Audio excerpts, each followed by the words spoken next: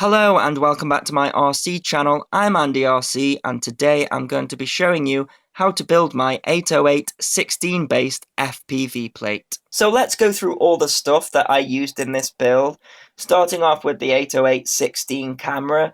This camera is important to this hobby, but it started off as a spy camera. You can see it down here. In the disguise of a key fob, you could spy on people, you could record and they wouldn't know that you were recording. But of course its small form factor was attractive for FPV. It's very lightweight and it evolved into this, which isn't very inconspicuous these days, and it doesn't really matter the fact that it is a key fob style. I mean, it doesn't look much like one these days with this big camera on the front. But what we're going to do is we're going to remove the case of this, and it's going to be really lightweight, and it has video output, so we're going to be able to use it to record our footage in 720p and also FPV at the same time. Now, there are lots of different versions of this camera, but in the FPV world it is regarded as the best version, the number 16. And you can see here it's not that cheap really, but it's really good for our Micro FPV platform. So moving on next, what we're going to need to do is create a lead that is going to provide that video output. And we're going to need a 5-pin male USB connector. It's important that it's 5 pins. Now you can buy these leads specifically for the 808 16, but for weight reasons I'm gonna build my own, so I'm including that as well. So next I'm using a platform because followers of my channel will know that I like to swap out my FPV cameras, and so you can connect this all to one quadcopter and just solely use it like this, but I like to switch mine around. So I'm using the platform accessory plates from Picnic Quads here.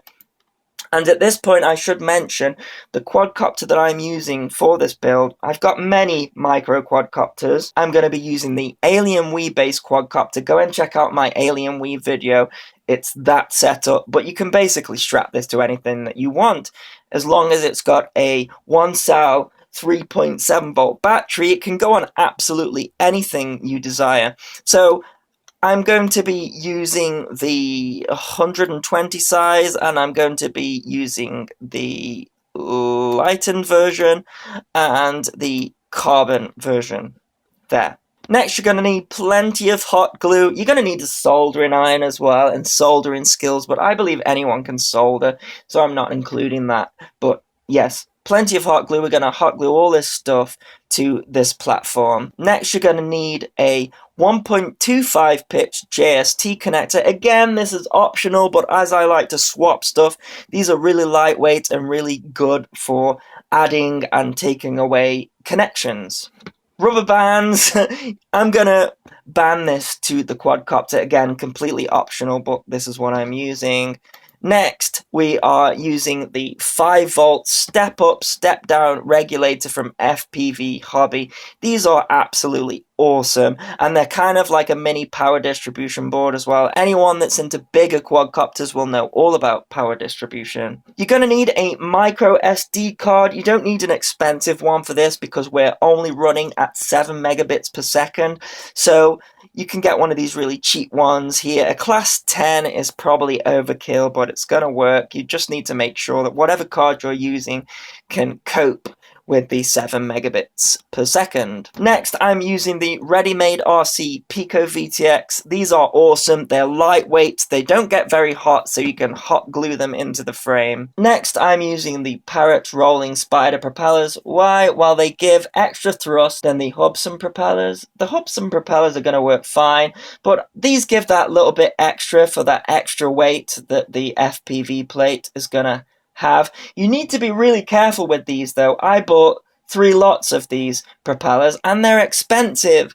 £4.99, and I only got one decent set out of those, and that was because these props were vibrating like crazy at about half throttle and they were giving me crazy jello on the screen, which is no good. Maybe they aren't produced as accurately as the Hubsan propellers, but yeah, again, they produce that extra thrust. It just took a few propellers to get them. What I did was I set the quad on the ground and lifted the throttle up, and I could see the edge of the propellers vibrating and also the hub of the propellers vibrating. It was just no good and giving me jello on the screen. So just be aware of that. So let's look at how you need to solder the wires on your USB connector. Now this is important because if you bought your 808-16 before, it was about January 2014, the connections changed.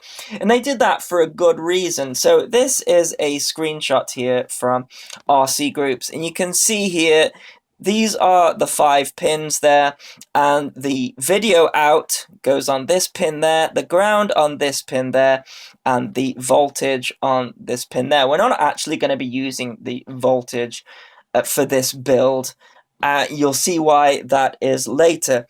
But what you had to do on the 808-16 prior to January 2014 is there is a GUI program, and you had to turn video out on, and what that meant was that the video out option was always on regardless to whether this USB connector was there. And why was that a problem? Well, the video out actually uses quite a lot of the battery, and if that setting was left on and you weren't using this, then the battery would run down really quick. So what they did was they changed it, and it was in conjunction with how the Mobius works. So if we go over to this tab here, we've got this other image from Google Images.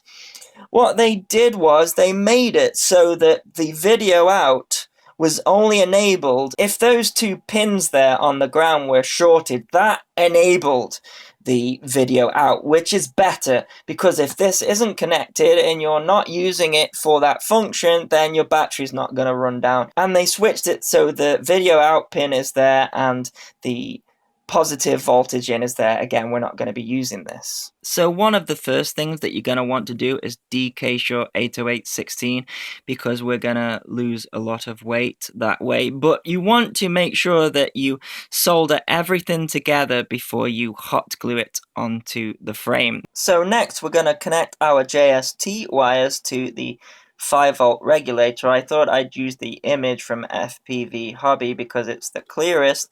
So because the 808-16 has a reverse polarity on the battery, I'm going to keep everything reversed. So voltage in would usually be the red wire, but it's going to be the black wire. And ground is going to be the red wire. So we're going to connect our JST in here, and then we can use all these other outputs. Now they have listed them as OSD side, TX side, camera side, but basically you can use them however you want. So I'm going to be using it here, so we're going to connect the black wire to the 5-volt out and the red wire to the ground, and this is going to be our JST connector that's going to go directly into the battery port on the 808. So this one is going to be our black wire out to the VTX, which is the positive, and this one is going to be our red wire, which is going to be the ground, and that's also going out to our VTX. So here is the finished piece. Let me just take you through all the connections. So going up to the quadcopter.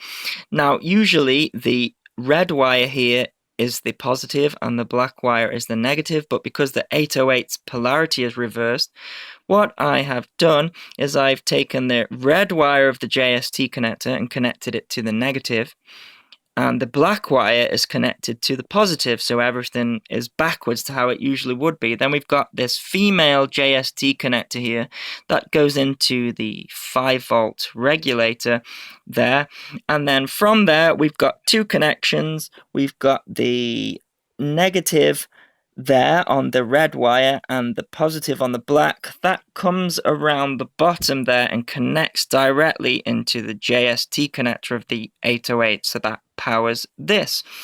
And then a little bit more complicated, I've used these 2 wires here, again positive on the black, negative on the red.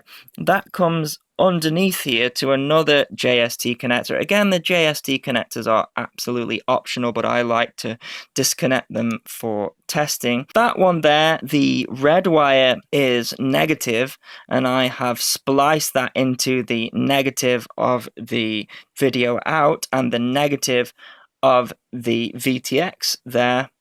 And also the positive, which is the black wire, goes direct to the VTX.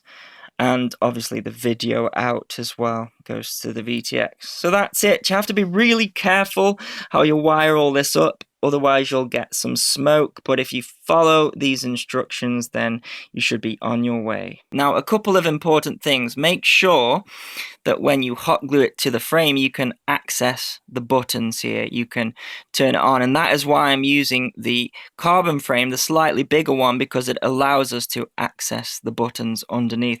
Secondly, the lens is really weak on the 808-16. If you have the lens flopping about, then you're going to get some weird colors on the screen eventually, and that is because the ribbon underneath has failed. So what I have done is I have hot glued the lens to the 808-16 underneath so that there is no give, and that doesn't move whatsoever. And that is another reason why we're using the bigger plate, because the lens can rest on here. It's not going to get hit at all. Another thing that I have done is I have added a blob of hot glue there, because this sticks up here so that when I band it to the bottom of my quadcopter, it lays flat. Now, if you're wanting to save even more weight, you can do away with this connector here. And what you can do is on this side, you probably can't see it on the camera very well, but you can actually, with a soldering iron, make the shorts here and also connect the video out here. So you could essentially remove all of this extra weight, but I didn't want to do that in case I ever want to use the 808 for something else. They're not the cheapest of cameras, but that is an option that you can choose if you don't want this extra weight. So let's take a quick look at the 808 GUI and where to download it. You type in 808-16 in Google and then go to the RC groups thread here, the original 16 HD keycam. When that loads, you go down to this post down here, which shows you how to download the GUI or graphical user interface. If you click that there and then the latest GUI software there, and download it. I have created a folder on my desktop specifically for my RC stuff because I've got a lot. I've saved it in Mobius and 808 because this software can be used for the 808-16 and the Mobius, which I have both. So if we open this here, it will give you the connections that you have. So you'll need to connect your 808-16 with its micro SD card in, and it will show up here on your computer. So you can select that and then you'll get some options down here. So I've got the timestamp off, motion detect off. I mean, you could pause the screen here if you like and check out my settings. Power on is fast, auto record off. Now this is the option that we are most interested in, the TV video out, and you can see there that I've got it set to NTSC and 16:9, and that gives you the result that is in this video. But if you have, say, a 16:9 FPV monitor or goggles, you can select this option here, which is the 4:3 aspect ratio. And what that does is it takes the 16:9 image that is being transmitted and it stretches it to whatever screen you're using. So if you are using a 4:3 screen and select this option, you're going to get a really stretched image. But if you're using a 16:9 FPV screen, and most of the FPV screens that you buy these days are 16:9, then it's going to stretch it to the borders and you're going to get a perfect image. So once you have selected your option, you need to set the parameters. Recording settings, I have the indicator on. I think that is useful. I've got the video rotated to 180 degrees because we have essentially flipped the camera upside down so that we can access the buttons. I've got the video data rate at 7 megabits. You can have 10 megabits as well, but it's going to take up more space and you're not going to notice a real difference. The photo frame size we're not interested in because we're not taking photos. The video frame size, we want the maximum, which is 1280 by 720, which is the lowest form of HD, but the highest resolution that this camera will do. The video clip length I have set to 70 minutes because I don't want it to keep splitting. Time lapse we don't need to worry about. Audio volume I have set to medium. So let's see what the finished plate weighs. 15.7 grams, which is not bad at all if you compare that to my non-HD recording FPV plate. That's 11.5 grams, so we've not done bad at all there. This is how much it weighs strapped to the bottom of my Picnic Quads frame with the Hubsan controller board. 47.1 grams compared to the Hubsan H107D quadcopter, which weighs 41 grams. We are only 6 grams heavier, which is amazing. So here we have some footage that is taken from the micro SD card of the 808-16 camera, and I think you'll agree, for this form factor, the quality is absolutely amazing. Now, it wasn't the calmest of days. It was at dusk, so it got a little bit calmer, but I think on a flat calm day this would be just amazing. So I flicked into the DVR footage there. That is an edited DVR footage, so it records in a 4:3 format, and you get some slight borders, and you'll see that a little bit later. But flicking between the two, I struggled to see the difference between the DVR footage and the footage recorded on the SD card, and that is a credit to this camera. As an FPV camera, it is absolutely brilliant. The clarity that you get in this picture compared to most FPV cameras is great. Okay, so the wide dynamic range is probably a little bit more limited compared to FPV cameras, but for this micro quad platform, it's absolutely brilliant. And to me, against the H107C camera board that I did in my micro quad build, it is much better. A lot of people said that there were lag on that video. There wasn't, it just dropped the frames, but this one doesn't drop the frames at all, and there's completely no lag at all. It's just such a joy to fly FPV. But as you'll see as we flick here, this is what I'm viewing through the goggles. It's a 4:3 image, and I have selected 16:9 in the GUI to get that. That's because if you select the 4:3 option, it stretches it, which is no good, but it is good if you're using a 16:9 FPV monitor, because it's gonna squish the image and you'll get a full-size image there. But the Fat Sharks use 4:3 image, so I had to use this, but it wasn't a problem at all. The image quality was ample for doing FPV. And if as you see as I swing around there's a cat here, and I wanted to get close to it, but my image was cutting out. I think that tree was causing some multipathing, and I couldn't quite see it, but it was a cat sneaking on to the field there. Yeah, I'm getting a little bit of breakup, but as you can see, I think you'll agree, it's just stunning, this, and absolutely brilliant for FPV. Really enjoyable. I'm getting a slight flickering there. Again, this is the DVR footage, but just absolutely clear. And I'm flying under this tree here to try and get the cat in shot again, but he seems to have managed to get away from me. Using the rolling spider props, you do get them in shot a little bit.